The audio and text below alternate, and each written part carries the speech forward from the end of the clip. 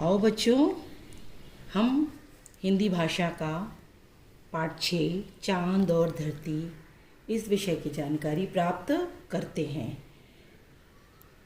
बच्चों, ये तुम सामने देख रहे हो, यहाँ पर धरती माँ और चांद दोनों यहाँ पर हैं। धरती माँ है और चांद। तो इस कविता में धरती और चांद के बीच में बड़ा सुंदर, बहुत मार्मिक चर्चा हुई है। जो माँ बेटे के बीच में चर्चा होती है, वैसे ही इस कविता में चर्चा की गई है। तो चलो बच्चों, हम पहले इस कविता को कंठस्थ करते हैं, उसके बाद आगे इसके बारे में तुमको बताते हैं।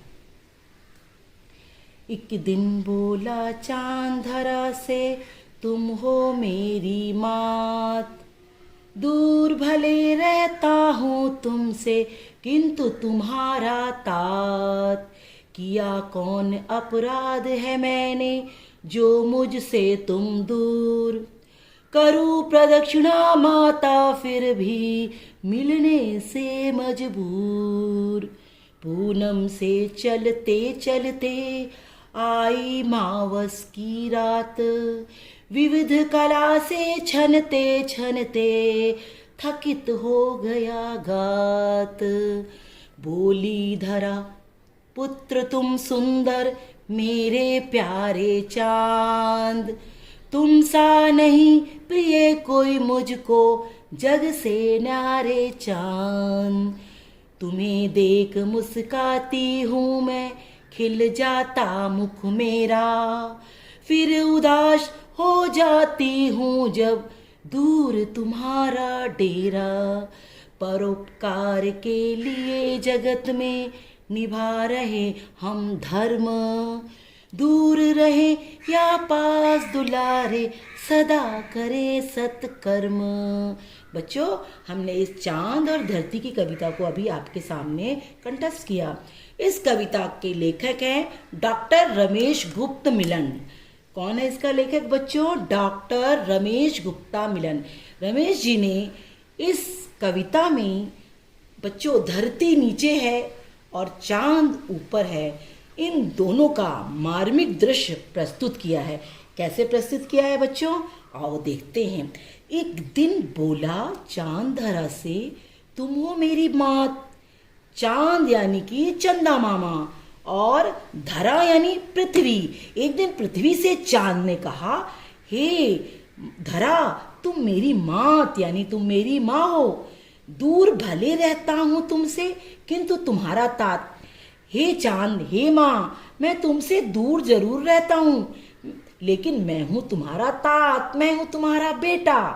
किया कौन अपराध है मैंने, जो मुझसे तुम दूर। हे मात, मैंने ऐसी कौन सी गलती कर दी है, ऐसा मैंने कौन सा गलत कार्य कर दिया है कि तुम मुझसे इतनी दूर चली गई हो। करूं प्रतीक्षणा माता, फिर भी मिलने को मजबूर। हे माँ, मैं तुम्हें चारों तरफ घूम घूम कर देखता हूं, लेकिन तुम मुझे नहीं दिखती हो। पूनम से चलते चलते आई मावस की रात। पूर्णिमा से मैं चलते चलते अमावस तक की रात को पहुंच जाता हूं, लेकिन विविध कला से छनते छनते थकित हो गया गात। आपकी विविध कलाओं को देखकर मैं थक जाता हूं हे मात, लेकिन मैं तुमको नहीं देख पाता। अब बेटे की बात सुनकर माँ बोलती है, धरा बोलती है। बोली धरा, पृथ्वी बोल रही है, पुत्र तुम सुंदर मेरे प्यारे बेटे, पुत्र तुम बहुत सुंदर हो मेरे प्यारे चांद। मेरे पुत्र सुंदर प्यारे मेरे चांद। तुम सा नहीं प्रिय कोई मुझको, जग से न्यारे चांद। बेटा, तुमसे ज्यादा प्रिय मुझे कोई और नहीं है, तुमसे ज्यादा प्यारा मुझे कोई और नहीं है मेरे चांद बेटे। तुम्हें देख मुस्काती हूं मैं, खिल जाता मुख मेरा। हे बेटा, हे पुत्र, तुम्हें देखकर मैं खिल जाती हूँ, मेरा मुख एकदम खिल जाता है। फिर उदास हो जाती हूँ जब दूर तुम्हारा डेरा। और फिर उसके बाद तुम्हें देखती हूँ, थोड़ी देर के बाद तुम गायब हो जाते हो और मैं तुम्हें देखती हूँ, फिर मेरा मन उदास हो जाता है क्योंकि तुम्हारा डेरा बहुत आगे बढ़ जाता है, तुम चलते रहते हो। परोपकार के लिए जगत में निभा रहे हम धर्म। हे बेटा, ये पृथ्वी के लिए परोपकार कर रहे हैं और हम अपना धर्म निभा रहे हैं। दूर रहे या पास दुलारे, सदा करे सत्कर्म। तुम हमसे चाहे जितने दूर रहते हो, लेकिन तुम मेरे दिल में हमेशा बसे रहते हो। तुम हमारे दिल में हमेशा बसे रहते हो और हम पृथ्वी के लिए ये सत्कर्म का काम कर रहे हैं, अच्छा कार्य कर रहे हैं, क्योंकि मैं पृथ्वी पर हूँ और तुम चांद हो, तुम बादल में हो। तुम्हें अपना कृति करना है और मुझे अपना कृति करना है। तो मेरे पुत्र, तुम स्वयं मेरे मन में हमेशा बने रहते हो और कभी मत सोचो कि तुम्हारी माँ तुमसे नाराज है। तो बच्चों, हमने इस कविता को पूरी तरह से तुमको समझाया। अब आइए हम देखते हैं बच्चों, इसके अंदर बहुत सारे समानार्थी हैं और मैं देख रही हूँ बहुत सारे विराम चिन्ह भी हैं। तो बच्चों, तुमको विराम चिन्ह और समानार्थी हम इसमें थोड़ा सा बताते हैं। जैसे बच्चों, इसमें पहला है चांद। चांद जानते हो तुम किसे कहते हैं? चांद, चंद्रमा, चंदा मामा।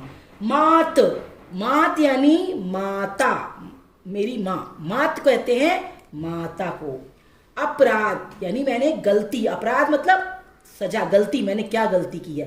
प्रदक्षिणा, घूमना, चारों तरफ घूमना।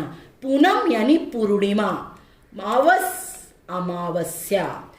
थकित, थक जाना। धरा, पृथ्वी। पुत्र, बेटा। प्रिय मतलब प्यारा। मुस्काती, मुस्कान, हंसना। उदास, दुखी हो जाना। परोपकार यानी हमें अच्छा काम, अच्छा कृति। सत्कर्म, पृथ्वी पर अच्छे अच्छे कार्य। तो बच्चों, मैंने ये समानार्थी शब्द देखा चांद और धरती से। धरती, पृथ्वी, चांद, चंद्रमा। और बच्चों, आइए इसमें हम आपको दिखते हैं कि लिखा हुआ है इसमें और विराम चिन्ह। आइए उस विराम चिन्ह को भी हम जानते हैं कि विराम चिन्ह क्या होता है। बच्चों, इसमें लिखा है, एक दिन बोला चांद धरा से पर हम जब रुकते हैं, जहां पर हम रुकते हैं, से शब्द पे हम रुकते हैं, उसको हम लगाते हैं कॉमा। क्या लगाते हैं बच्चों? कॉमा। एक दिन बोला चांद धरा से, तुम हो मेरी माँ। जहां पर हम अल्प विराम और पूर्ण विराम लगाते हैं, इसको कहते हैं पूर्ण विराम। दूर भले रहता हूं तुमसे, उस जगह रुक रहे हैं तो वहां क्या लगाते हैं? कॉमा। कॉमा का यूज करते हैं। किया कौन? अपराध है मैंने, फिर रुके, वहां पे भी हमने कॉमा लगाया। पूर्ण करने के लिए जो तुमसे, जो मुझसे तुम दूर, यानी कि पूर्ण विराम। मिलने से मजबूर, अल्प विराम लगाते हैं बच्चों। चलते चलते, जब दो शब्द के बीच में लगाते हैं, इसको कहते हैं योजक चिन्ह। क्या कहते हैं? योजक चिन्ह। छनते छनते, दो बार शब्द आता है उसके बीच में जो हम लगाते हैं उसको कहते हैं योजक चिन्ह। पूर्ण विराम, योजक चिन्ह का बच्चों इसमें उपयोग पूर्ण रूप से किया गया है। तो हमने बच्चों आज चांद और धरती पढ़ा। अब इस चांद धरती को हम चलो थोड़ा इसमें प्रश्न उत्तर भी पूछते हैं तुमसे। चांद कहाँ रहता था? चांद आसमान पे रहता था। धरा कहाँ है? धरा पृथ्वी पर है। चांद कौन है? धरा कौन है? धरा कौन है बच्चों? धरा पृथ्वी और चांद उसका बेटा।